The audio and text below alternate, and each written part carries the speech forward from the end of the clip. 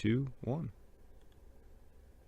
Welcome to RTF Sports Talk. It is your host, as always, Matthew Lyle, joined here by Grand Hefe the 17th and Michael Buck Nasty the 1st, the one and the only. How are we doing today, guys? Doing all right. Cold. Man, Billy, stop saying it's cold. You're in Texas. Sheesh. Now, I did see some parts of Texas and New Mexico was getting, 2 inches of snow, but for them, that's like a blizzard anywhere else. The world is coming I'm to right an there end. on the Texas-New Mexico border, like right there. So The world's cold coming out to an here, end man. because we got 3 inches of snow. Watch out, everybody. Hey, they say that, but I think when you go to places like that aren't prepared, whether it be with the equipment or geographically ready for the snow, it could be ugly. it is a God can't drive. Like soon as there's because it barely rains, maybe 8 times a year here. As soon as a drop of rain or a drop of snow hit, Lord have mercy, just get off the road. I do remember I went to a place in Florida. They didn't even have heaters and in the hotel, and it got down to 40 degrees. It was pretty chilly that night, but It'd be freezing in Florida. I see what you're saying. Well, and one thing I think that happens, I don't know, that's my complete thought when we talk about weather. I was going one way. I had a thought. It completely left me. I don't know what happened. I feel Man, like it I'm was a good calling one, my too. grandma, hey, how's the weather up there? Hey. No, what I was going to say, that's the thing I like about living in Kentucky, is because we are in the perfect area. So it's a double-edged sword. When it comes to weather, when you look at all regions, when you look up north, you're talking 3-foot blizzards. When you go down southeast, you're talking hurricanes. When you go Midwest to Mike's areas, you got tornadoes. When you go out west, you got these huge wildfires or these extreme droughts. Kentucky doesn't really have any of those. We'll get a little bit of everything. We'll get some snow. We'll get some tornadoes. We'll get some really bad rain. But we don't really get one of anything. But the thing I like about snow prep is where we're close enough to get snow, but far enough not to get a lot. I would have to go and say that the area that me and Mike live in is the most over-prepped for snow area in America. 100%.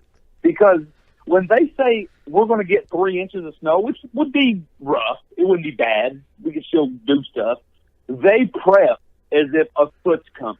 And then it's 65 I'm and telling you, sunny. Well, I'm Yeah. glad you guys stay there because out here in El Paso, there's no drainage. So literally just 2 inches of water is literally flooding the streets because there's no drainage. It just sits right there in the middle of the road. People drive like it's crazy. So El Paso is probably one of the most underprepared cities because we hardly ever get any rain. So when we do, it's a surprise. And maybe that's the other end of that because, like you said, you're not prepared. Kentucky, the state of Kentucky, is prepared for anything. I mean, if you go to any given area in the state, if they say it's going to snow, there's enough rock salt on the road. It's like you're driving in gravel. If they say a tornado's coming, every house in every county that has any bit of land has a storm cellar, whether it be for rain, whether it be for tornadoes. And we don't get a lot, luckily, thank goodness. Definitely not compared to the Midwest. But I feel like because we get in this region a little bit of everything, we're probably the most over-prepared state for bad weather. There we El go. Paso, y'all hear that? Y'all hear that? Step gotta up get your rid- game. But I mean, but I mean, I don't work for the state or the city or the government, so I don't know how much money we spend on this. At the other end, you got to look at taxpayers, and not to get political. If you were living in El Paso and you guys are spending, I'm just making numbers up here, $1 million a year on rock salt for snow you never get. Probably going to make some people mad. Hey, by golly, we have the $1 million worth of salt, but we don't have a truck to lay it out. Well, we probably got the rock salt, but it never comes out until after 4 or 5 accidents has happened. So it doesn't even matter anyways. Well, we've completely derailed the show because we're not even talking sports and weather. So I'm going to touch on that. You know what I think it is? You guys have the equipment, but you guys don't have the knowledge. So it's like anytime you do anything that you're not used to doing, you wait. It's like if you don't know how to cook, So you're trying to cook something. The only thing your brain knows is when it starts to burn, it's done. So you guys probably don't know how to prepare. So the only thing you know is, well, when people start wrecking, it's bad enough. So yep. And that's when you see the truck come out. So, yeah, I don't know. El Paso, that's why, look, you can say what you want about this area that we live in, the Ohio Valley, but that's the one perk, is that weather-wise, we're all a little prepared for everything. But good job, Kentucky, for sure. All right, guys, we do have it's really horrible that we got on that discussion, because we do have a chock-full show, have a lot going on here, but we're going to dive in. We're going to we're going to go through the NFL picks. We're going to dive in every one of them. We're going to give our lovely listeners a couple of days to listen to the show, whether they're listening to it live, whether they're going to pick it up on podcast, and really get our feel for how we think the playoffs are going to go. So we're going to just hop right in here. We're going to start with Colts at the Texans. Billy, give me your takeaway. Are we picking scores here? Or you say we are picking winners, right? Yeah, pick winners. If you want to give a score, you can. Okay, I just want to make sure if we was doing picks or not. Okay, so I'm going to go the Houston Texans. Houston Texans 6-2 at home. Colts is 4-4 in a row. That's a pretty mediocre team. Although they are hot, they're one of the hottest teams in the NFL. I just don't trust Andrew Luck in the postseason. You know, we see this a lot from Andrew Luck in the regular season. He can put up these big time numbers, you know, but it don't really necessarily translate over to postseason success. Now I know he has 2 wins in the postseason, one against the Kansas City Chiefs, and I think that game Kansas City Chiefs just let off the gas, and by the time they could turn it back on, it was already too late because the coach was already on fire. And then he beat a Cincinnati team, which everybody beat the Cincinnati Bengals. It was 0-7 in the tenure with Marvin Lewis. So for me, I want to see Andrew Luck do something in the playoffs. Last time we seen him in the playoffs, we obviously know what that was, the infamous Deflategate game, 45-7, where with regular inflated balls, Tom Brady put up way more points than he did with the deflated balls. So let me see what Andrew Luck can do again in the playoffs. I'm going to take the team at home, another team that's also trending. Give me the Texans. And I hear everything you're selling. Like I hear everything you're saying, like over there. But you have to realize that the Colts have what 3-5.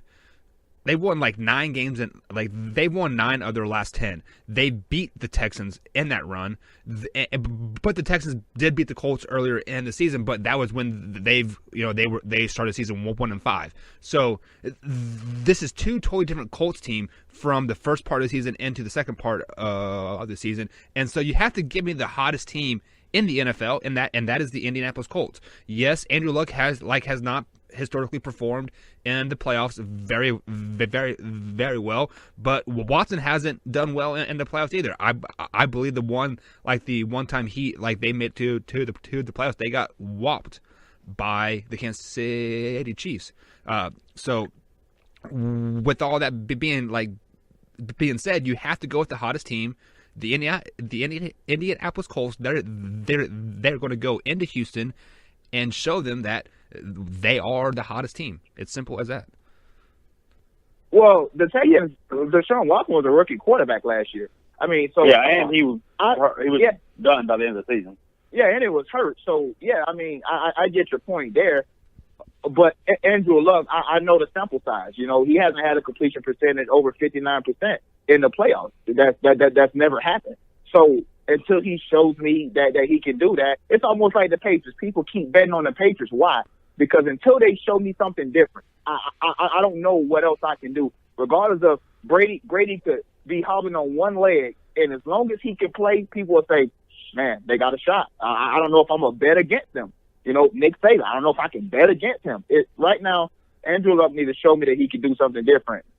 And he will. And I just don't know if he can, because he is prone to throwing the ball to the other team, especially in the playoff game where he could be pressing on the road. It's going to be a different atmosphere. And that Texas team is a lot better than that Kansas City team. that beat them last year. Yeah, but I just don't see it. at the same time, though, the last time Andrew Luck was in the playoffs, he did not have really a team that deserved to be in the playoffs. This team's a very solid team. He's been making great reads. He's been checking down. I think he's only thrown 6 interceptions in this streak that they've had. So I mean, it's very, very positive of what Andrew Luck is doing, and I think he is going to continue that trending up and just catapult them possibly into the AFC Championship game. So a couple of devil's advocate here. To Billy's point, I don't have enough sample size, even with what Andrew Luck's given me, to make a really decision based on history. I am going to look at what this season gave us. At Houston, the Colts handled them pretty easily.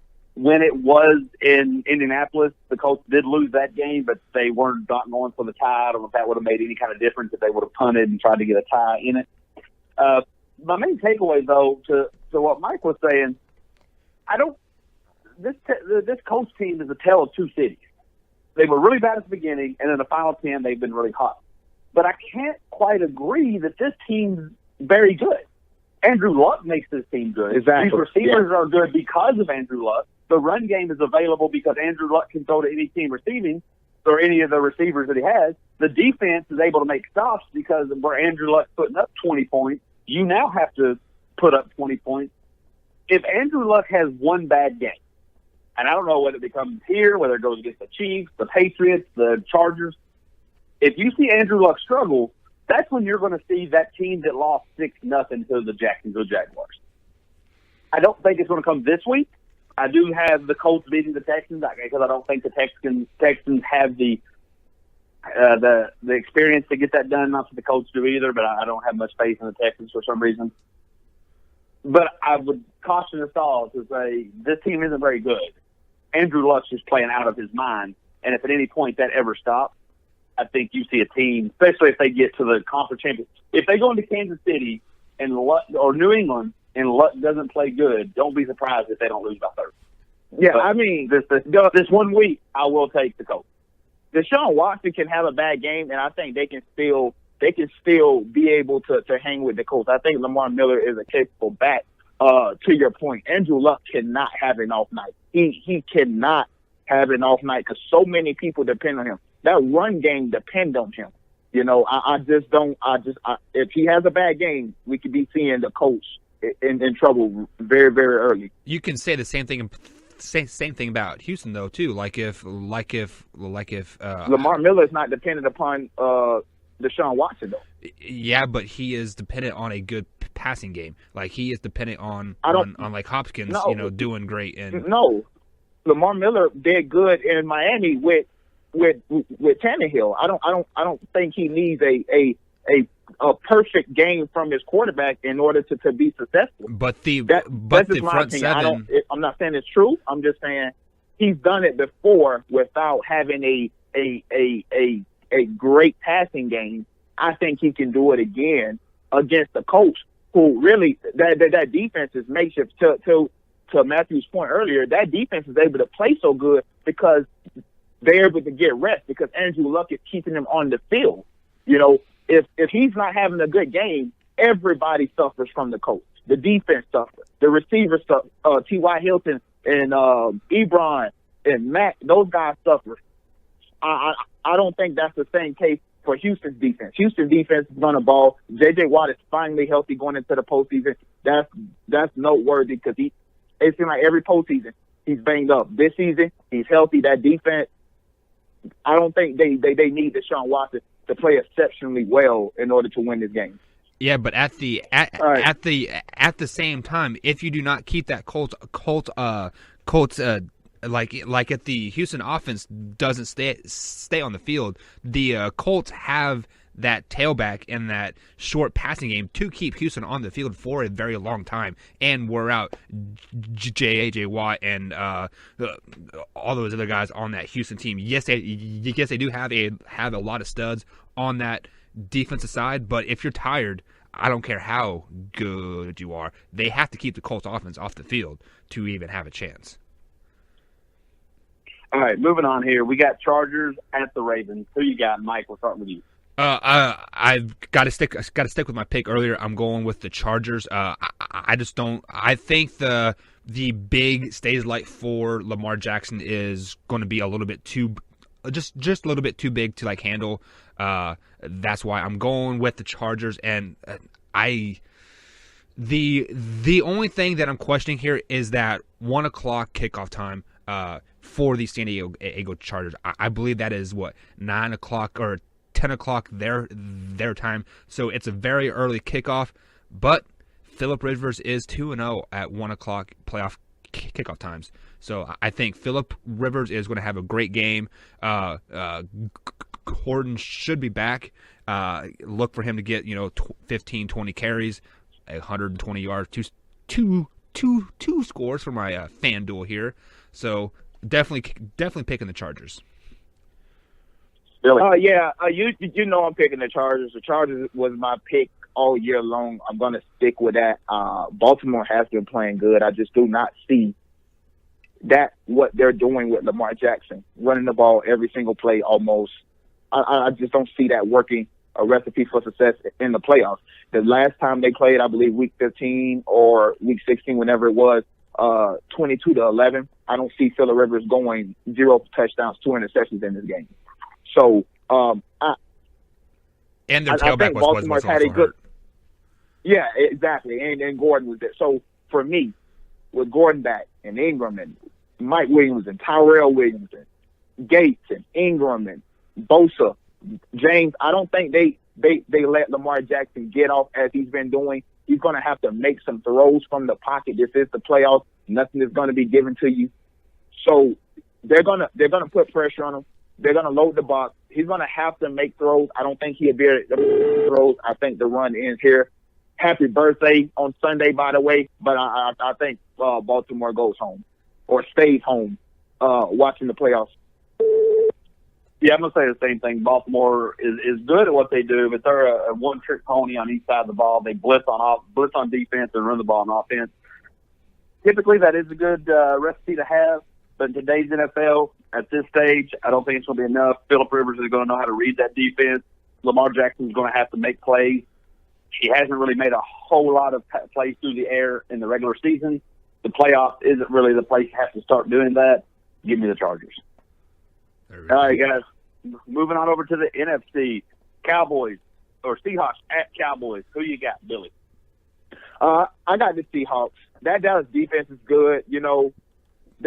They can get after the quarterback with Lawrence and the guys. They playing at home where they're 7-1, and unlike where the coach was sitting 4-4, I think the Seahawks is a better team. I just don't trust Dak Prescott.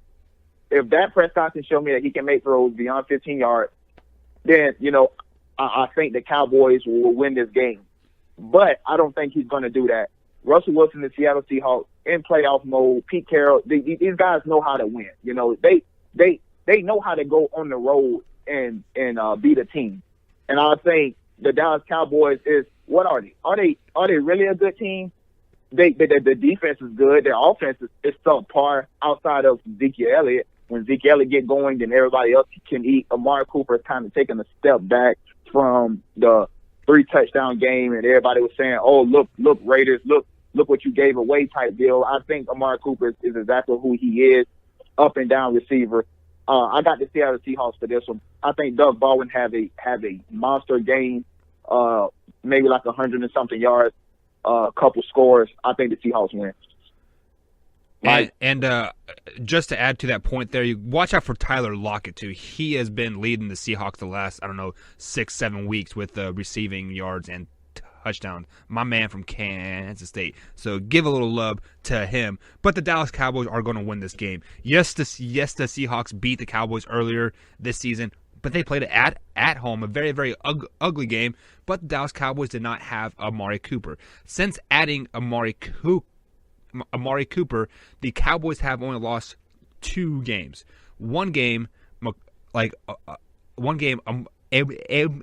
Cooper did not play in that game. So the addition of Amari Cooper allows Ezekiel Elliott to to not have to face 8 guys in the box every single play. It does not make Dak Prescott have to force the ball downfield to open up the box because the box is like already open. So like that is why the Cowboys are going to win, is because they've had the addition of Amari Cooper. Beasley is back. What's the other guy's receiver's name? Austin's back. Gallup.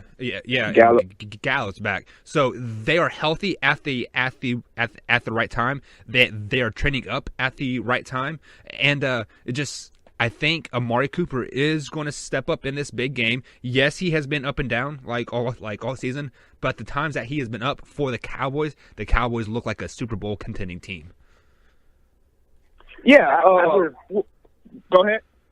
I just can't buy into that. I mean, if you want to call Dallas hot, maybe. I mean, they did beat the Eagles and Carson Wentz last game. They got shut out by the Colts. They snuck away with one against the Buccaneers. And they stole one against the Giants. Okay, but if you want to talk hot, other than the Colts, the Seahawks may be the next hottest team. I mean, what they did to get in the playoffs. Yeah, I mean, you look at Dak Prescott versus Russell Wilson. Give me Russell Wilson all day. Jason Garrett versus Pete Carroll. Give me Pete Carroll all day. I mean, unless you're going to go and lean on Zeke, I just don't trust Dak in the playoffs at all. Until we see something, until I see anything from this Cowboys team that shows that they can be a consistent postseason contender, I think. Look, it's going to be at Dallas, but I think the moment Dallas gets down at all, whether it be 7-3, 7-0, 3-0, that place is going to be so nervous because they know it's just how it is with fans. Yes, this is not the same Dallas team that lost in the playoffs a couple years ago. This isn't the same Dallas team that couldn't get into the playoffs or became 8-8. But this is the same Dallas franchise and the same Dallas fans that think we can't get it done, even though they talk a big game. Even though they think they're Super Bowl contenders every year, they know that curse is real, that falling off happens. So I think once you see Seahawks get up, if the Seahawks get up two scores, 10-0, 14-7, or 14-3 type thing, you're going to see that's not even going to be a home field advantage anymore for Dallas. Yeah, Dallas Seahawks start fast. I definitely don't see the Seahawks jumping out to an early 14-point lead. That Cowboys defense is pretty solid. I just think that I think they've overachieved. I think that Dallas Cowboys. Yeah, especially that. I mean, they got a good linebacker in the rookie they drafted, and they got some decent pass rushers. But when I look at overall at that defense, I think they've overachieved. That looks like the type of defense that Russell Wilson is going to play conventional Russell Wilson type ball, and they're going to get caught out of position, and they're going to get flustered early.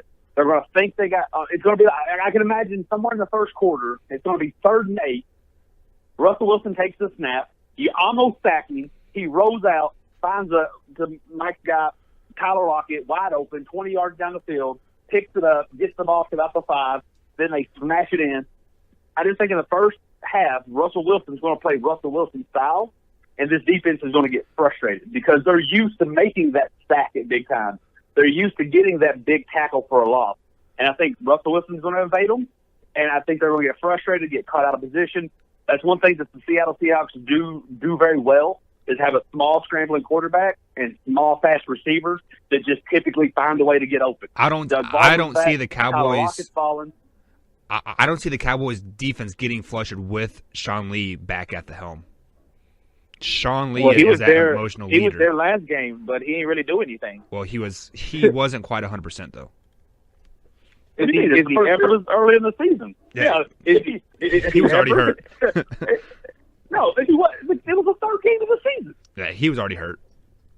I just think Russ is a different quarterback than a lot of quarterbacks they have faced. Even the Drew Brees that they beat, Russell Wilson escapability. That's what makes Russell Wilson so great. Not that I think, me personally, I don't think Russell Wilson is that good of a quarterback. I think he's a decent quarterback. I think he's just a gamer. But that's what makes him so tough that when you think you got him on the ground, he does that little spin out now what? And I think that's going to be the difference. Dallas defensive ends are going to have to play fundamentally sound football, or else it's going to be a long night. Russell Wilson getting out on the edge, getting 7 to 8 yards, and you're going to get mad because unlike most running quarterbacks, you're not going to hit him because he's going to slide or he's going to get out of bounds. So I think a lot of stuff is set up for the Seahawks. Obviously, they can be beat, but the Cowboys are going to have to show me. I'm just not impressed, honestly. Just to add And take this stat for what you will. Dallas this season has played 4 quarterbacks that you might deem as mobile, scrambling, elusive. They played the Panthers, they played the Seahawks, they played the Texans, and they played the Titans. And they are 0-4. And so, take that for what you will. Just to add to your guys' point, the last time the Seahawks did play the Cowboys in the playoffs, the infamous Tony Romo botched field goal to lose the game. So everything's is like weighing in the Seahawks' point here. All right, moving on to the final NFC matchup of the weekend. We have the Bears versus the hot and fiery Eagles.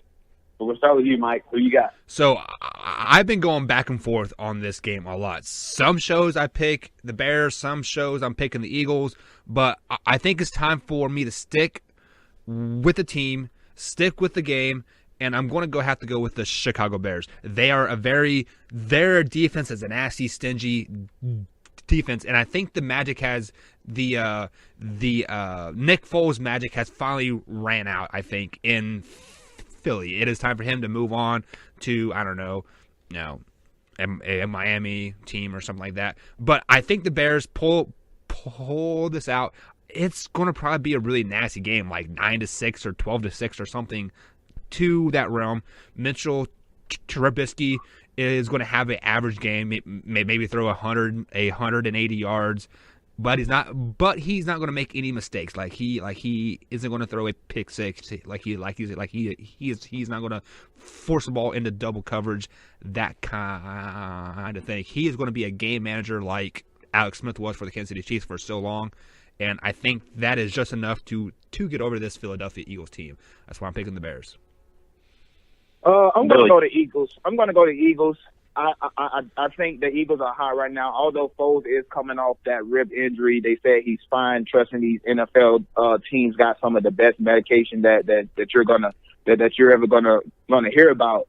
So I think Nick Foles will be just fine. The problem is that I have with the Chicago Bears, kind of the same problem that I have with the Indianapolis Colts, just opposite effect. Although I don't trust Mitchell Trubisky, that Bears team leans so much on the defense to make plays and to get everything started for them.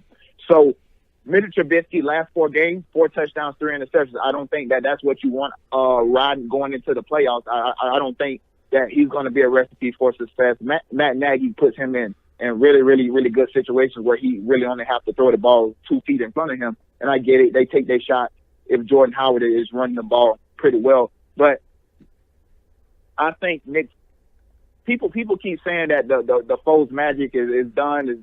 Well, they said that all last year into the Super Bowl. Yeah, true. True. Eventually it's going to be done.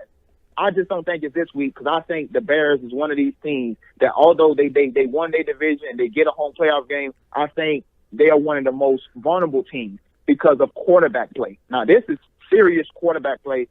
He played good all year, 24 touchdowns, 12 interceptions. But I just think the playoffs is a different story. These guys haven't been here. The Eagles have. There's something to be said about that. Give me the Eagles. Just to add to your point there real fast. Just to add to the point real fast, the winner of this game will make a deep run into the playoffs. Go ahead, Matt. Agree. Yeah. I don't know if I could ever disagree with one person more. I mean, even everything Mike says, I got to go the opposite of it. I don't know why, because I think the Eagles are going to win this game. And I think the winner of this game loses quite handily in New Orleans. But that's neither here nor there. What I'm going to say, though, is it's going to be very intriguing, this playoff. I think this is going to be the first ever playoff, I don't know if it's first ever, but I imagine it would be, that all 4 wild card teams are going to win. And that's what I'm calling. And the reason I'm calling it is because we're seeing a very aligning of the planets. Didn't you say the Bears were going to win We're this seeing game? No, I said the Eagles. Oh, okay. I just said I couldn't disagree with you more on everything, Oh, gotcha. and I picked the Eagles. And Okay. I could have swore you said the Bears. All 4 wild card teams, never. All 4 wild card teams are going to win, and the reason is, like I said, the planets are aligning, and such that other teams are getting good. The changing of the guard is happening, but it's not complete. You've seen teams like Baltimore take it from Pittsburgh. You've seen the Bears take it from the likes of the Packers and come together and be a whole new team. You've seen the Texans finally be a solid squad. You've seen the Cowboys, even though it was a really bad division through and through, get it done where typically they kind of choked it away. But I don't think it's going to be enough to take it from the people that have been here before. The Russell Wilson, the Nick Foles.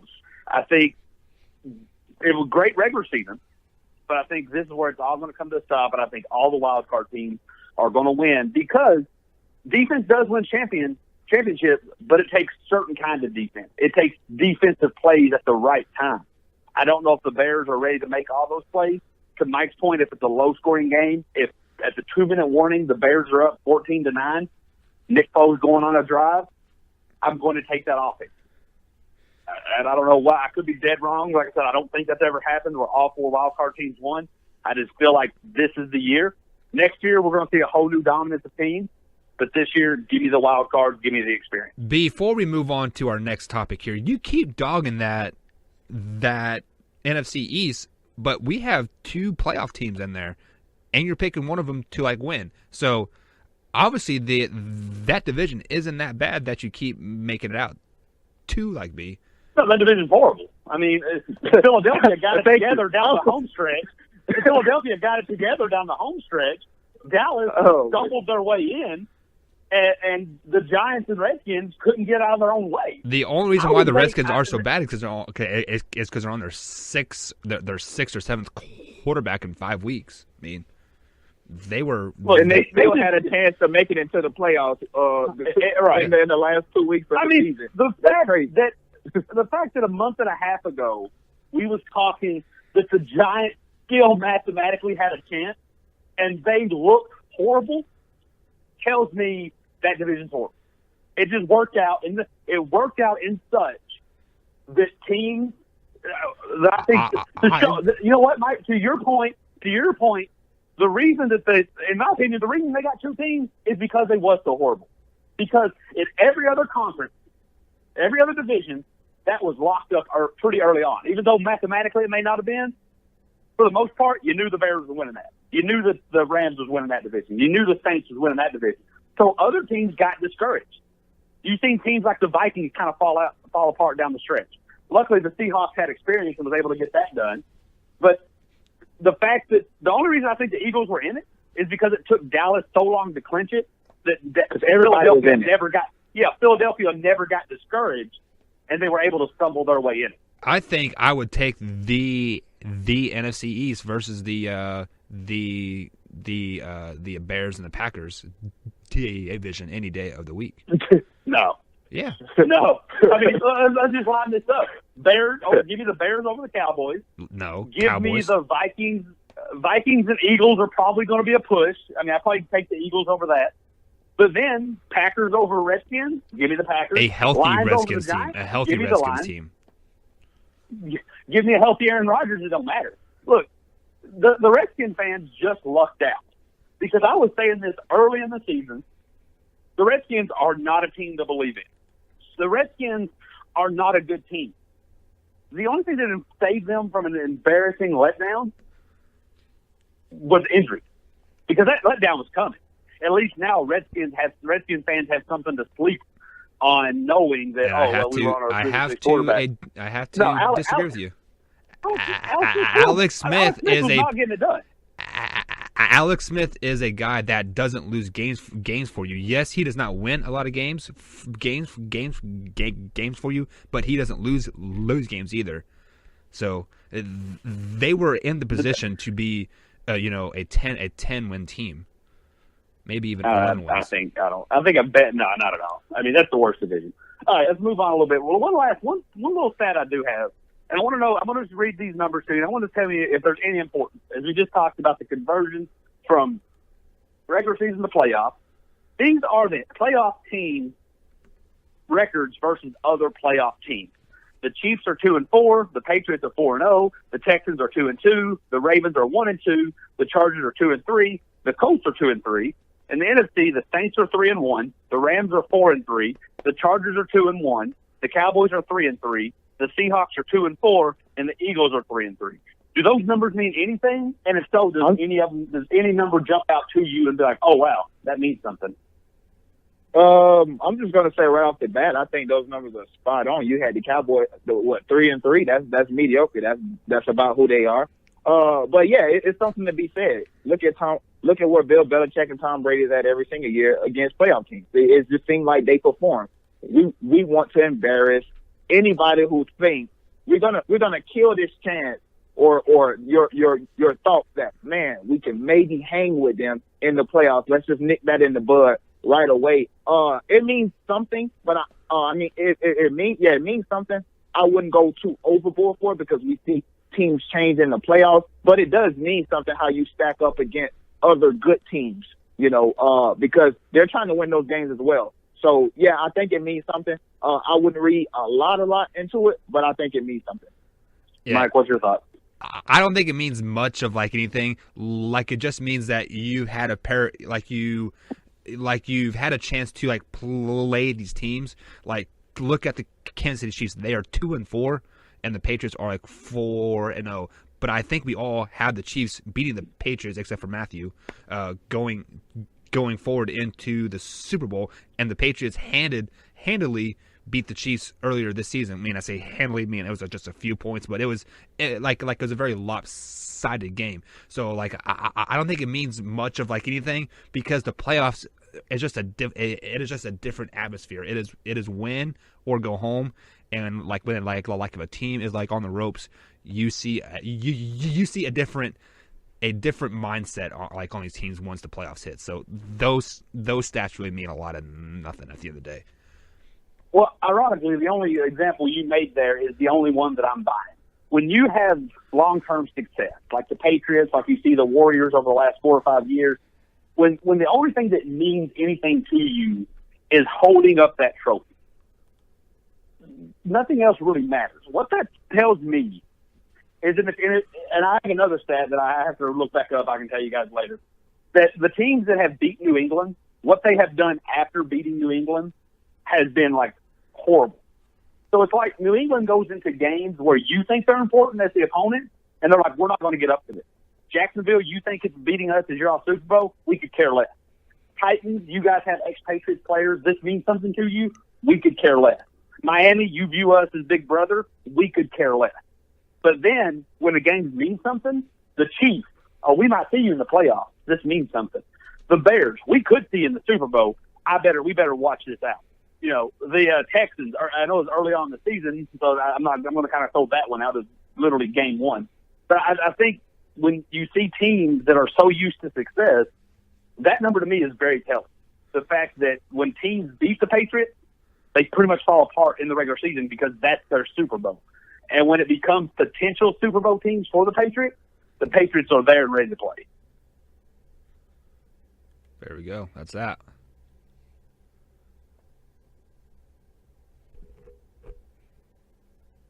Did we lose you guys?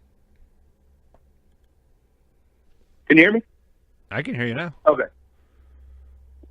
I'm going to ask you just a real quick question. I just need one answer. Don't need an explanation. The regular season's over. Pretty soon they're going to start handing out the awards. I'm just going to ask for awards. Just give me the player. Don't need a breakdown of why. We're going to start with Mike. We're going to rotate back and forth. Mike, MVP. Patrick Mahomes. Billy. Yeah, Patrick Mahomes. I got to echo that. AFC Offensive Player of the Year. Billy. Jeez. Well, if I'm going to go MVP, Patrick Mahomes, I'm going to go. He got to be Offensive Player of the Year. Absolutely. Yeah. Mike. I kind of got to say the same thing, but Philip too. But Patrick Mahomes. NFC Offensive Player of the Year. Mike. I don't know.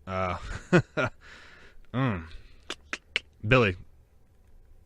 You go ahead. I'm going to go Drew Brees. I mean, I think up until maybe week 15 or week 16, Drew Brees is still in that MVP conversation. I know he's probably still in there for a lot of people as well. But I'm gonna go Drew Brees.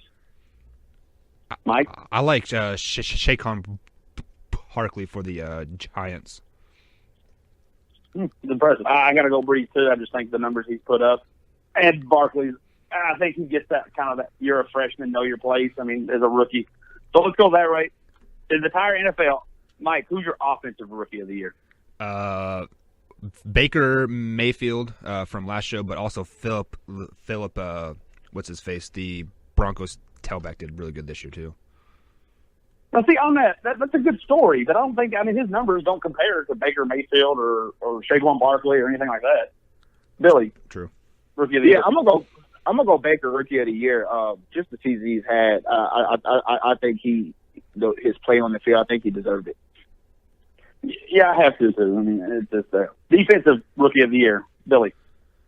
Derwin James. I've been saying that all year. I mean, you could give it to so many people, and I said yesterday, there's been so many rookies and everybody just playing so well. This was a really good rookie class. Really outside of the quarterbacks. But I'm gonna go Derwin James. Mike. I'm gonna go with Vander Esch from the Cowboys. I'm gonna go Darius Leonard from the Colts. I mean, I think he's by far leading all the rookies and all the defensive categories. So, all right, move on real quick. I don't know how much we got on this one, but I don't know what your all's opinion. We kind of talked on this last night. The NFL Hall of Fame 2019 finalists came out. To recap, it's Tony Gonzalez, Isaac Bruce, Adrian James, Ed Reed, Steve Atwater, Champ Bailey, Ty Law, John Lynch, Tony Baselli, Steve Hutchinson, Alan Faneca, Kevin Malley, Richard Seymour, Don Coyle, and Tom Flores. Any of those what names of those are surefire getting? Ed Reed, for sure. Champ Bailey, I think, gets in for sure. John Lynch, I think, for sure gets in. Tony Gonzalez is another one that I think gets in. There's few that I'm on the cups of. Of course, I think Steve Atwater is probably going to be another one that gets in. But I'm wondering, and before you pick Mike, and I just want to pose a question to both you guys before you pick yours, Mike. Does Adrian James get in? Yes. I mean, I don't know if this one, but that's the one I was kind of back and forth on. I don't think he performed. Perception is. Matt, what do you mean? He's a top 10 running back of all time, number wise. I mean, look at the yardage, the touchdowns. I mean, I don't know. Yeah, I think this class. I think he may not get in this round because of this class. But yeah, I think ultimately, he does get in, which is the reason why I think they need to get rid of this first, second, third ballot Hall of Fame. What's the difference? If you're a Hall of Famer, you're a Hall of Famer. I think that's what they really need to get rid of. This first and second and third ballot Hall of Famer. Is this guy good enough to be in the Hall of Fame? Yes or no? At the end of the day, that's the only thing that matters. Because when he's wearing a gold jacket, nobody says, "Oh, well, yeah, third ballot Hall of Famer, second ballot Hall of Famer." No, you say he's a Hall of Famer. You know, you say the Hall of Famer XXX, whatever his name is, you know. So for me, get rid of this first and second ballot crap. It's just a way for these voters to hate on guys that they really don't like and don't put them in and make them wait. Get rid of the first and second crap. So, Mike, who's some surefire guys for you? Some surefire has got to be Tony G. I loved watching him as a Kansas City Chief as my younger days. Just him versus Shannon Sharp. A lot of those games, very, very great to watch. I believe he was a 14-time Pro Bowler. There should be no reason why he is not a sure-in. I think Brooks had a fantastic career with the with the St. Louis Rams. I think he is a for sure in. Ed Reed is for sure in as well. And then it kind of starts to taper off a little bit. I really like John Lynch, but just because I like him, it doesn't mean I don't think he's going to get in. Don't do that, Mike. I don't think he's going to get in. I do think Richard Seymour gets in, though. So I think to they're Billy's like my four. point. To Billy's point, I think the reason you have the first ballot, second ballot is because I think they try to keep these guys in your mind. Because let's take someone like a Richard Seymour. The rule is you got to be retired for 5 years before you're eligible. Well, if you typically don't make it in that first or second try, new names come out every year. Mm-hmm. So if last year if you were sitting out, and then this year you're like, oh, it's my try, and then you see the names like Ed Reed first time, Champ Bailey first time, you kind of see yourself start being pushed back. And typically, what they vote in, and I don't know if this is done on purpose, but typically you see 3 or 4 new guys, a mid-tier guy, and then I feel like they throw a bone to some of these older people, like the people that retired back in the 60s, and they're like, you've waited long enough, we're going to let you in. I feel like that's typically been the way it goes. I don't know enough about some of these older coaches. I do think the guys that you've named, Champ Bailey, Ed Reed, I do think Edge gets in. I don't know when. I mean, 12,000 rushing yards and 80 touchdowns is top 15 in both categories. I think eventually he gets in. I don't think he gets in this year. One question I'm going to position to you guys before we move on. Tony Gonzalez is obviously in the way he leads all tight end numbers. But after you get past him, when you look at some of these other tight ends that's been in the league, the last 30 years, decent number tight end numbers 10 years ago and tight end numbers today are two completely different things. After you get past Tony Gonzalez, when you look at retired tight ends, do any other tight ends really stand a chance to get in? For example, Tony Gonzalez it took Tony Gonzalez a while to break his receiving yard. He held on to it for a while. Gronk broke it, and then a couple seasons later, Kelsey broke it, and then literally 15 minutes later, Kittle broke it. After you get past Gonzalez, the way that the league has changed and these tight ends are putting up these crazy numbers, do you think any of the veteran tight ends that are retired today get in other than Gonzalez? Yeah, because I think it goes to what you just said right now. They always throw in those old guys. Eventually they'll get in. Maybe not right now. Maybe, especially as you just said, some of these guys think that they're going to get in, and then you see Ed Reed first time, so for sure that guy's going to be a Hall of Famer, so his name is going to be up there. I think that's how it's going to be with the tight ends. You're going to see once these guys, Kelsey and Gronk and all these guys retire, you're going to see these guys' numbers, and it's going to like, how can you keep these guys out at the tight end position? So I think eventually they will get in, just not right away. Yeah, Mike, any thought on it? Like I think you will always have that older generation of fans that that watch these players as as kids and college students. So I think that is how they will eventually find themselves into the Hall of Fame. It's because of people like us, because very, very few people know how great Tony G was back in the day when he was with Kansas City. Most of these people just only remember him as a Atlanta Falcon for those 3 or 4 years. So that's why they get in it, is because of older people such as, just like me and you and whoever else. So that's how they ultimately get in. Right, and just for the people listening who's thinking, how big could the difference be? Ozzie Newsome is a Pro Football Hall of Fame tight end. He got in as a tight end before he did some great things as a general manager. In 198 games, he had 662 catches, 7,900 yards, and 47 touchdowns. To show you how that changed, Gronkowski in 102 games, 96 less games, has 474 catches, 71 yards, and 76 touchdowns. I mean, which Gronk's a fossil by this point, the way his body's holding up. But in theory, if Gronk was to play 5 more seasons, like he has been, he's doubling those numbers. I just think Gronk is the best tight end ever played. Honestly, just me personally, I think Gronk is the best tight end ever played the game. I do agree. Even you think his numbers? I mean, to compare, and numbers. I don't really care about. I'm just talking about when you turn on the tape. And you the say, eye test. Would you rather healthy? Would you rather face a Gronkowski or would you rather face a Tony Gonzalez? And that's taking nothing away from Tony Gonzalez This guy was everything for those Kansas City Chiefs teams back in the day, you know. But when I look at Gronkowski when he was healthy, who's stopping him? Honestly, 6'7", Personal fouls. 6'7", 270-some pounds, can high point the football just like the top receivers, can run any route on the route tree, can block, loves to block. Yeah, I just don't know if there's any tight end that I've ever seen that resembles what Gronkowski is. Gronkowski is a receiver. You know, and I know Kelsey plays. He kind of plays that role too. But Kelsey sometimes he doesn't like to dissipates, block, even when he's healthy.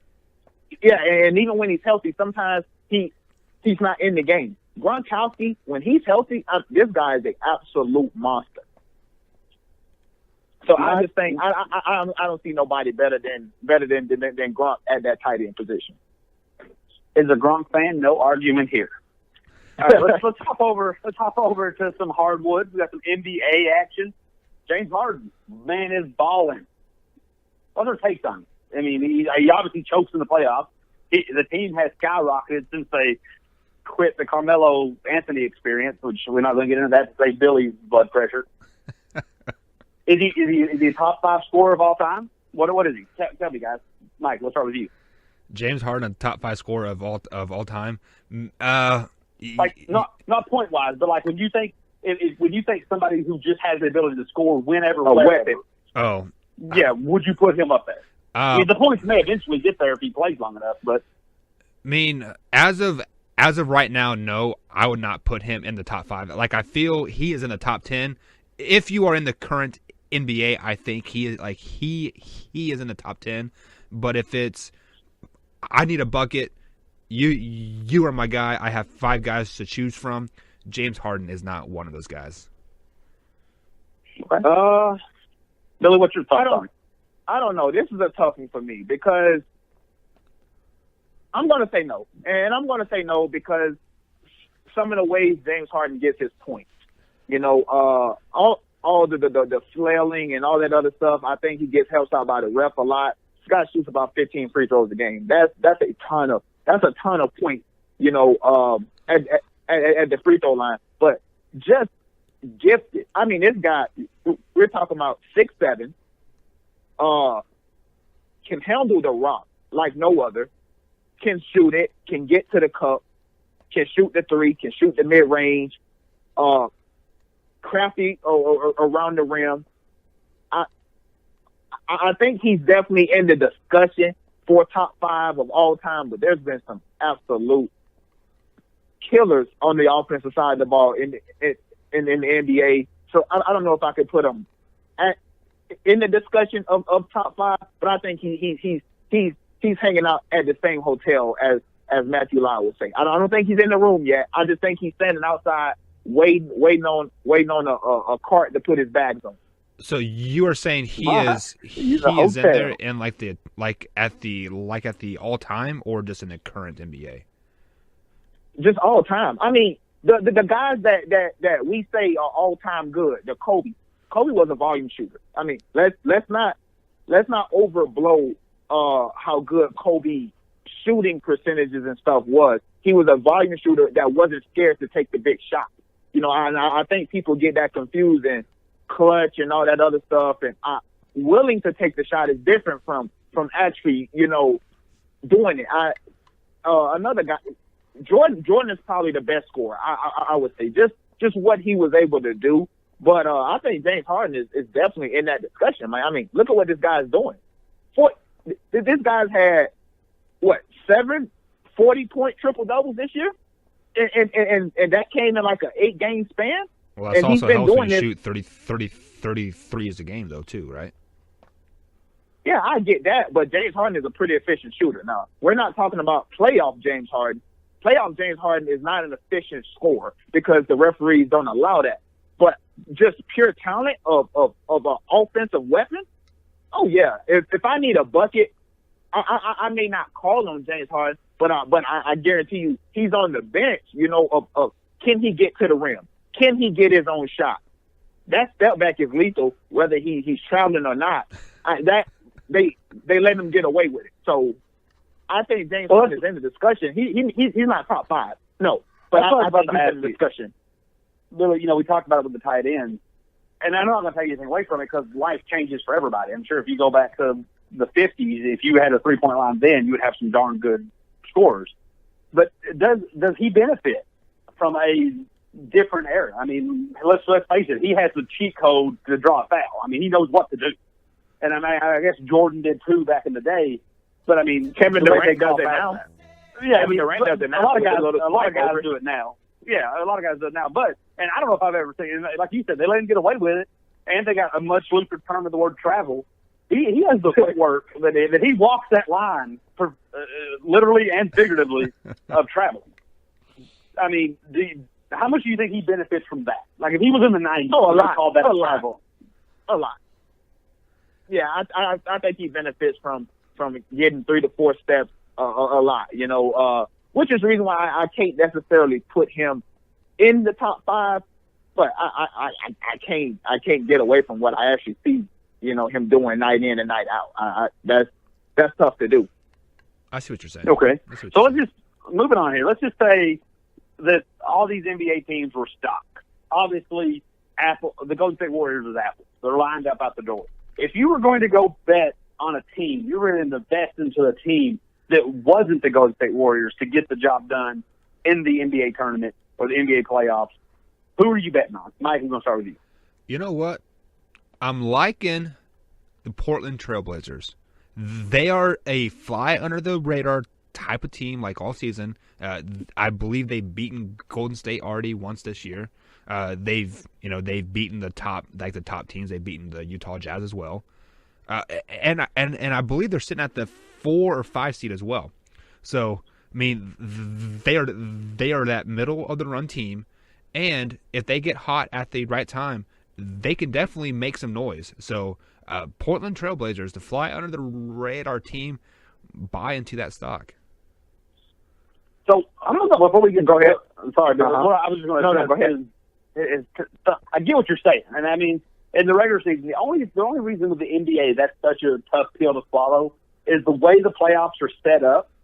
It doesn't really allow for a hot at the right time team to win the playoffs. Yep. I mean, because you might get hot for a round or two, but when you got to win 16 before you lose 16 or 4 in the given round, it's I guess technically before you lose 12 because if you've lost 4 at any time. Anyway, it just doesn't lend itself to getting hot at the right time. The Warriors, the Trailblazers could go all the way to the 1 seed, but then you would need them to win 16 games in a month and a half time span, and that's always really tough.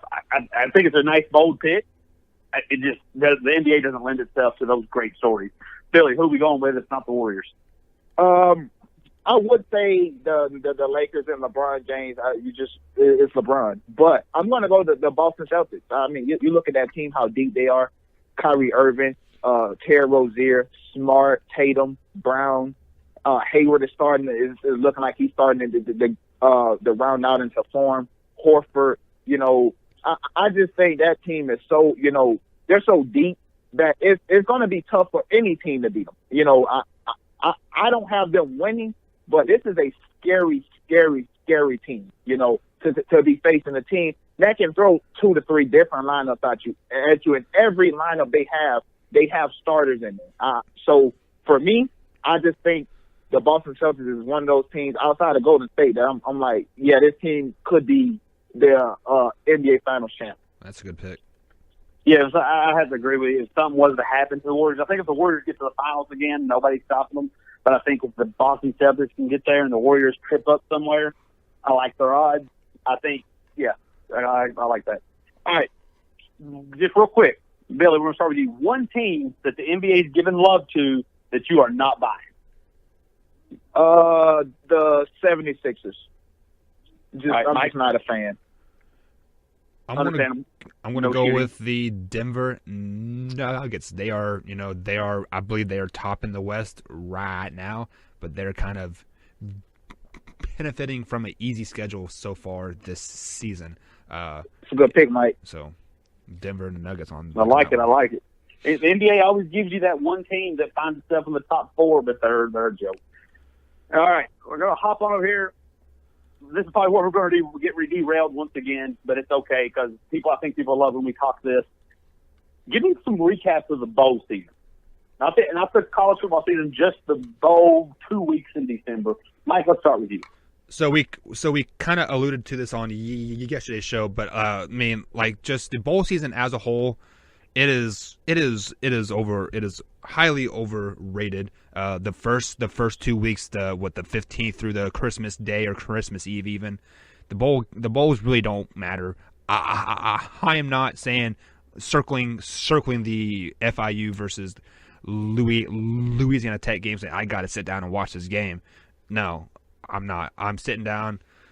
I'm looking at the Poinsettia Bowl. I'm looking at the Capital One Bowl. You know, those are the bowl games that I want to watch. Give me 8-win teams in the postseason.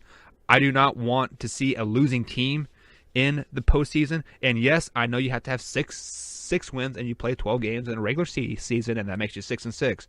But when you lose that postseason game, that makes you 6-7 on the season. So you are a losing team.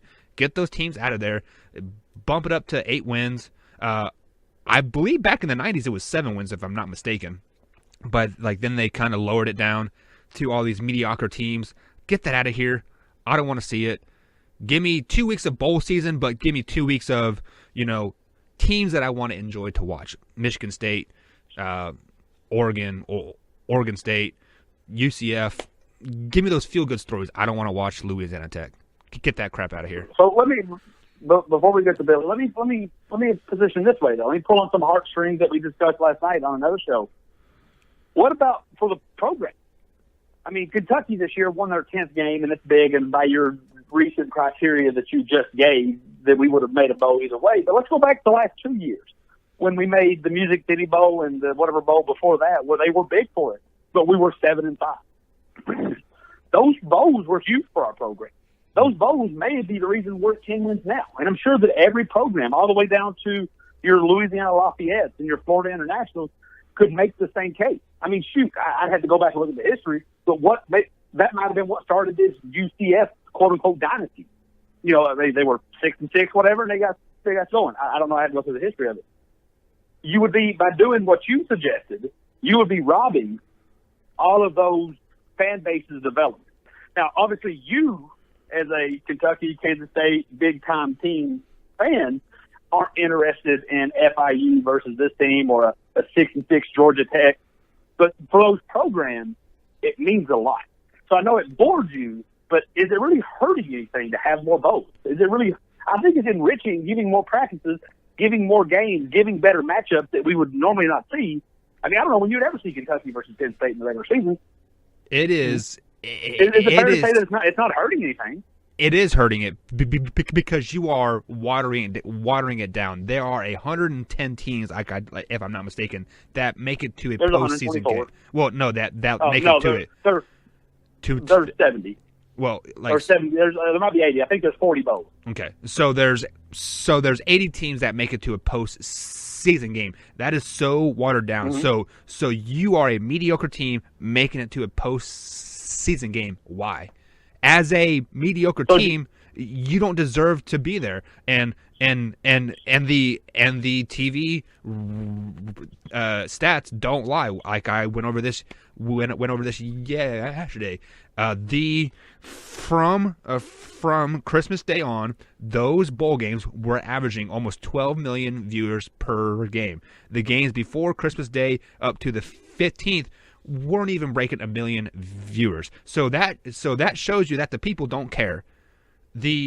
America doesn't care. Yes, those small schools may help them in the long run, but as a NCAA, you are trying to make cash, and putting a 6-6 FIU team in a Dollar General Save Always Bowl, it doesn't help you as a organization. You want to make money, keep those teams that are 8 wins plus, expand the playoff to 8 teams, and win-win. Well, right there, you said something very interesting, and I think that's the key to this. And I got another comparison for you. The NCAA has nothing to do with it. When's the last time you turned on a bowl and said, seen the NCAA Poinsettia Bowl? Or if you look, the NCAA doesn't touch. They benefit from having the team, but the NCAA has no say in the college football playoff. The NCAA has no say in the They're still making and I money think off that's of it. one thing that lends itself. I mean, by proxy they are, but they make most of their money from college basketball. So with that being said, if 80 teams is too much for college football, then is the 100 and something teams that make a postseason in college basketball too much too? Yeah. I think you I should. mean, fair enough. I mean, I think you need to keep go it ahead, down Mike. to like. I think you need to keep it down to 64 teams, because honestly those four playing games that we have, it's kind of stupid like at that point. And I do see why they have the NIT. It is a basic. It is basically to keep the NCAA in check. Because if you guys remember way back when, the NIT used to be the tournament to make, not the NCAA tournament. So yeah, like I do feel like 100 teams is a little bit of an overkill in the college basketball ranks too. See, this is my last point, and I'll let Billy get in here. I don't think you can overkill. I don't think you can water it down, because what you do then is you create wealth. You spread out the wealth in the economy of college football. Let's say me and Billy are 3-star recruits. We're not your Alabama kids. We're not your 8-win team kids. We're your 3-star, your 2-star recruits. Well, typically we're going to go to a Kentucky, a Tennessee, a Vanderbilt.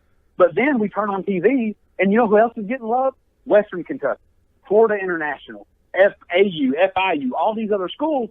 And I say, hey, I don't have to go ride the pine at Vanderbilt or a Kansas team or a big-name program to have success.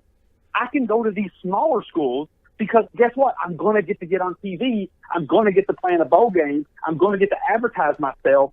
Me and Billy's decent players. Now we're going to mid-level schools. How can you instead of advertise sitting yourself? on a bench. How can you advertise yourself if there's only 800,000 people watching that like the game That's a lot. versus That's a lot of people. 19.6 million people watching it? Like, Let me ask you this: Would you rather have 800,000 people watching you play, or 12 million watching you sit on the bench? It just So I'm depends gonna on where Billy, I'm let's at. go with you. I think the bowl season as a whole, yeah, I think we probably could get away from it. To your point, yeah, it does help the programs, but I don't think fans really enjoy it. You know, the numbers do speak volume. In the big games, more guys are watching, and I think a lot of these bowl games, you know, while we see all of these players sitting out, it's because to the players it don't really mean anything. You know, if instead of going to play with my team and winning, possibly getting whatever, these guys don't even get the gifts and stuff of these bowl games. It's like they don't even care. Whatever, man. I'm just gonna sit out. I'm gonna get ready for something more important rather than play in a meaningless bowl game. That's not my words. That's the way that the players think. Obviously, that's why we keep having players sit out of these bowl games.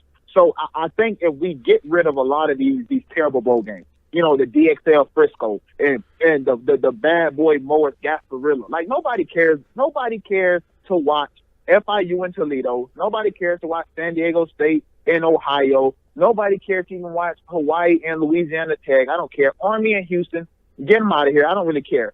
Although Army did have a good season record-wise and they deserve to be there. But I'm just saying, nobody wants to see those games. The players don't even want to play in those games. That's why they get ready for the draft process.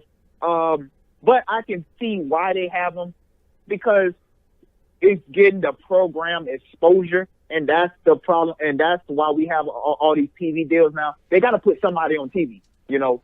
So, well, yeah, I can get it from both sides. My personal view, I think we need to cut down on bowl games. Well, let me position this then, because this is what I was thinking when I was watching. Because we were talking about this, and when I was watching Georgia versus Texas, I was thinking this: where's your answer? Because to your all's point, if we did everything you guys said, if you look at the people who sit out, most of them don't really come from those mediocre boats. Most of the guys sitting out for the NFL doesn't come from your 6-16. It's your 9-3, your 10-2 team.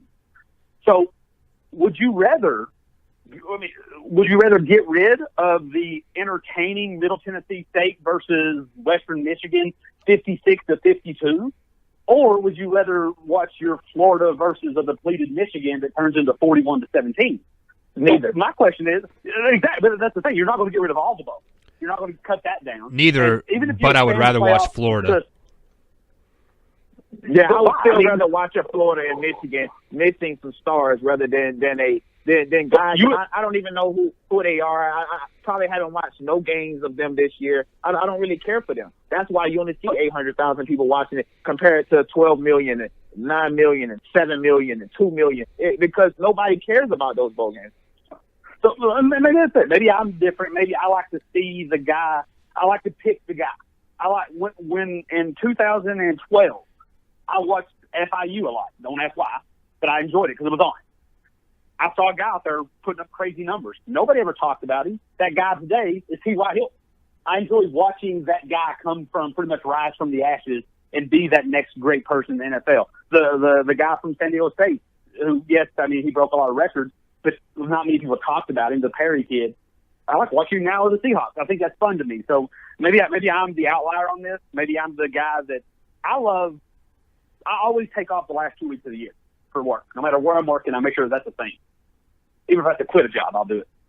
I love just sitting down and watching it. So the fact that by 2020, there's going to be, I think, 100 bowls, I'm excited as can be.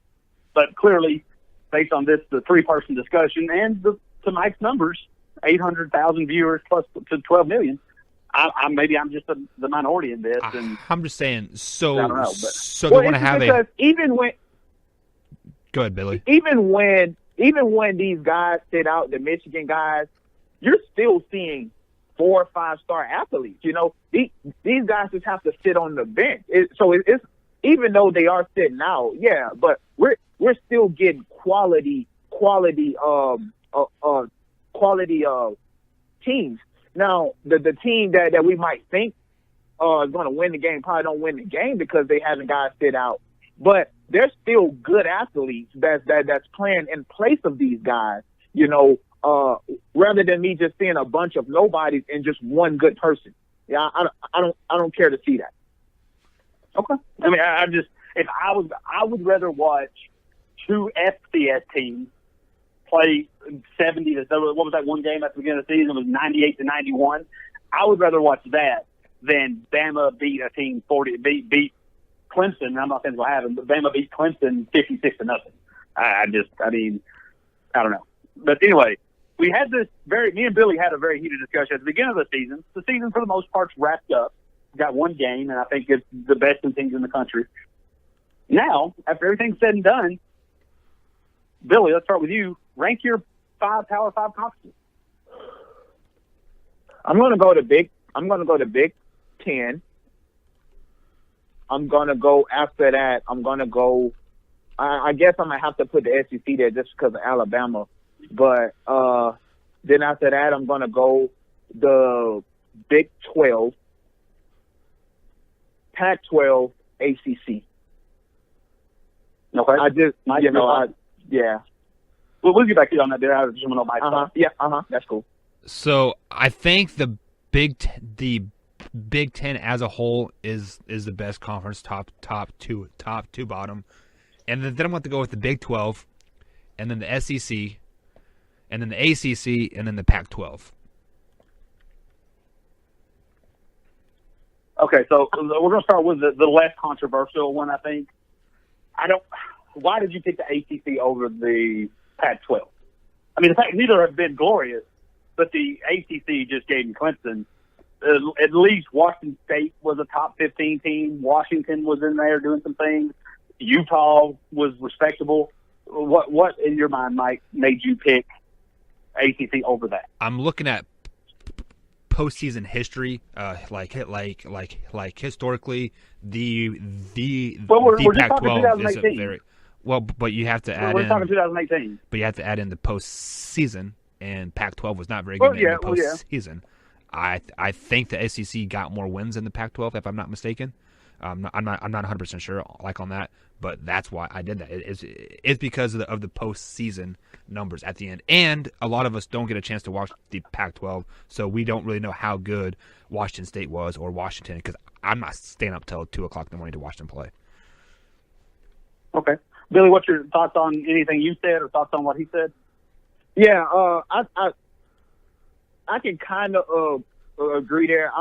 I just know how bad the ACC is as a whole, even this year. So, yeah, I mean, I could have flipped the two. I think we're kind of almost splitting hairs, ACC, Pac-12. When you think of the grand scheme of things, top to bottom, I think these guys in the ACC can compete with these guys in the Pac-12. Now, they had a better season.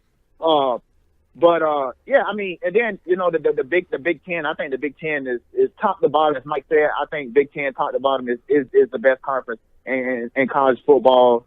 That the teams that they have, even with Michigan losing to Florida, I still think, you know, not having the two-time All-American and the two-time Big Ten Player of the Year, Rashawn Gary, defensive lineman, who's probably going to be a top 20, 25 pick in the NFL draft. They was missing Higdon, 200-some carries this year. You can't replace that in one game.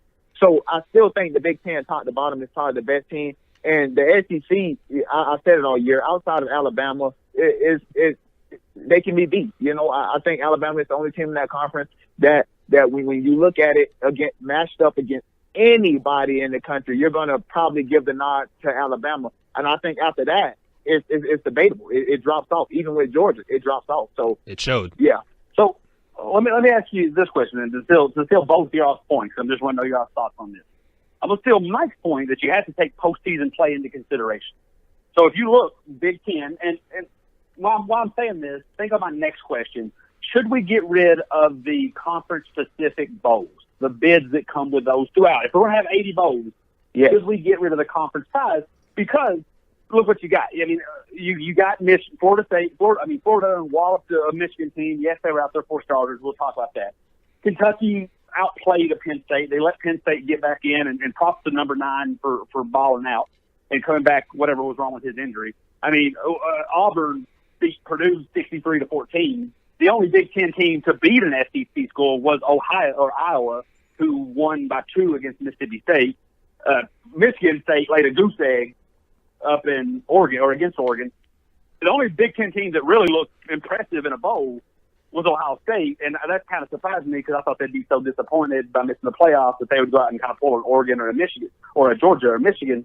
The fact that they actually played and got a win against, to Mike's point, the Pac-12. Why are we not taking that post? If Mike said the postseason matters, why are we not taking the postseason into consideration when it comes to that? Are you asking me that? Anybody. So I'm gonna let you go first, Mike. I am still taking the Big Ten postseason into consideration, but to rank those bottom 2 teams or those bottom 2 leagues, I think the SEC is better in the postseason than the Pac-12. So that's why I took postseason into consideration for those bottom 2. Now, to your point, you also have to see who the Big Ten played in those postseason. They played a lot of top ranked teams because they were so good this season that they got into those higher bowls. And so like if you're playing from December 24th on, you are usually in a pretty good game. Against pretty good competition, so that is why they are the best conference. Is because they proved it in the regular season, and yes, they did not 100% perform in the postseason. They were still there.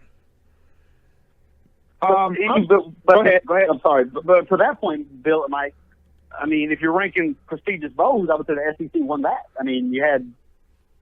Well, wouldn't you? I mean, if you look at New Year's Sixes, the Big Ten had 2, the SEC had 3. Yeah, but that was rankings, and a lot of us don't really think that those rankings was really real. I don't think Florida was the number 10 team in the country. I don't think LSU was the number 11 team in the country. I don't think Kentucky was the number 14 team in the country. So I think the bowls is skewed because of what you said earlier about certain conferences have to go to these bowl games. So, I mean, I think that's what we get at. The SEC is 6-4 in bowl games, and the Big Ten is 5-4, and they don't get to keep playing. So yeah, I mean, and LSU, they played a UCF team that none of us thought probably even should have been there. That's a dud. I think also Florida getting a Michigan team that didn't care if they was there. That's why the 8, 9, 10 guys side out in that game. So I mean, that's 2 other bowl games right there. Potentially, had LSU played, I think a Power 5 school and not just UCF, which was one of the group of 5, I think we would have had a different game there. So yeah, I mean, sometimes it's a little skewed, but I still think top to bottom, Big Ten, fully healthy. Against any fully healthy school, SEC, whatever, I think they top to bottom, I think they have the best conference. Okay, fair enough. Let's ask another question here. Let's just say LSU didn't get the job done. Let's just say LSU didn't save us from the horrible standard that the NCAA set by the NCAA granting. The only thing the NCAA has done in college football has granted UCF their national title. If LSU hadn't got the job done and ended that madness, would they have gotten back-to-back national titles? Because what did they do this year that they didn't do last year? I know the NCAA is probably the NCAA is probably betting, hey, this is a great story. It'll never happen again. But had it happened again, the precedent has said you're going to award them a national title. Do you think that would have happened? Mike, let's start with you. I want to say no because I just think it was like a flash in the pan. Just kind of pat them on the back. Yeah, you guys had a great season. Sorry, the committee didn't love you guys as much as the other teams, but I definitely don't think it would have happened again. Simply because you can't really do it twice. The president was set. You go undefeated, we're going to give you a title. I mean, that's the precedent that they set. I think they would have given him another title. You beat an LSU team a year after beating an Auburn team, after going undefeated and losing your quarterback. If they did it last year, what's stopping them from doing it again this year? So at that point, I mean, what mess are we in? Because if that's the case, if you're back-to-back national titles, then if you're UCF, you don't do anything. You don't leave that conference. You don't schedule anybody. You just say, hey, we're going to go 14-0 and keep giving us these national titles. I don't even think anybody cares, though. I don't even know if most of the people even know that they have a quote-unquote national title. So, yeah, I don't know, but, I think for sure had they beat LSU, I most definitely think they would have got quote-unquote claimed national champions again. I feel like we're back in the 1990s, like back in the day, like when there's co-national champions and all that crap. And I think that's the concern, Billy, is, and I'm glad this got stopped, is, I mean, sports fans know this happened. And I guess, in the world of sports, my mom doesn't know who Alabama is. So I guess it's all the same. But sports fans are aware that UCF did that. But what happens if we didn't tamper that? And the NCAA, what happened if Ohio State loses the first game of the season, goes undefeated, wins the Big Ten, and sits at, say, the 5 seed, and then they go out there and dominate their bowl game? Do they have a right at calling the NCAA and say, hey, we should have a national title? I'm just saying, I don't know how that would happen. So let's just say when it's all said and done, even Alabama has one loss and whatever, and Ohio State's like, give me my national title. I just think it does, to Mike's point, becomes the 1960s all over again, where in 1963 there was 8 national titles. I don't know. I mean, I can see where they were coming from with the national championship thing, because I think they felt over a one-loss team, we're undefeated, and you guys are not putting me in because my name doesn't say Alabama. Whereas if you lose a game, I don't think, you will still have that same, that same credence to say that with a loss. Especially UCF felt like that they got shafted last year. They felt like they was one of the 4 best teams. They went out and they beat a team that people said that they wouldn't be in a conference that said that they would get overpowered in, and they won. So I think they was like, shoving it in your face, like we're undefeated and we beat the mighty SEC, crown us our national championship. Although I don't agree with it because I don't agree with more victories. You didn't get voted in. You're not national champion. But I can see why they did it. I just think, you think 80 bowls is a slippery slope. Now, the playoffs didn't get rid of it, but there was a time before bowls were assigned to champions when just one play, like when Kentucky beat Oklahoma. Kentucky had one loss. Oklahoma was undefeated. We played them in the Sugar Bowl in 1950. Kentucky beat that Oklahoma. Kentucky said, we're champions. And somebody said, we agree. Now, somebody also said, we think Oklahoma's champions because they still rank higher, but I mean, I think it becomes a wild, wild west, and then everybody's got championship rings. So sure. let's deep right in here real quick. Top 5 for 2019. Don't have to be in any certain order. Just who do you think the top 5 teams will be? Billy, we'll start with you. I'm going to go Alabama. I'm going to go Clemson. I think Georgia, with the recruiting class that they brought back in, I think they'll be right there at 3. 4 and 5 is a tad bit dicey to me because you don't know what Ohio State is bringing back now that Urban Meyer is stepping down and Ryan Day is taking over. So in that 4th spot, I'm going to go out on a limb and say Michigan. They're returning a lot of people. Jim Harbaugh obviously is returning, and that 5 spot to me is kind of up in the air. Who would get it? So I'm going to leave 5 blank for right now until I hear somebody else. All right, Mike, what about you? I'm going to go Alabama, Clemson, Michigan, and then this is where it gets weird for like me. I'm going to have to go with Georgia, and then probably it's got to be Ohio State, I think. Mike, you think Michigan be higher than Georgia? Yeah, that I do. Well, I think when the official ones come out, I mean, I'm going to, because I like to Billy's point, I don't know who all is returning, especially with Ohio State changes. I mean, Texas A&M is going to have a claim once those classes start kicking in. I don't know when that'll be, but when I think of what I think the voters will say, I think the voters, the media, the coaches poll, the polls that they release is going to have Alabama number 1. So I think Alabama's going to win the title. They're going to have Clemson number 2 because, well, shoot, I think Alabama's going to give Clemson one of the best games. I think the Hype's going to give Georgia number 3. I think Ohio State at 4 just because they always get even recruits, even if Haskins leaves, the media is going to give them, hey, you went out, you won the Rose Bowl, we're going to put you here at 4. And I think at number 5, you're going to get LSU.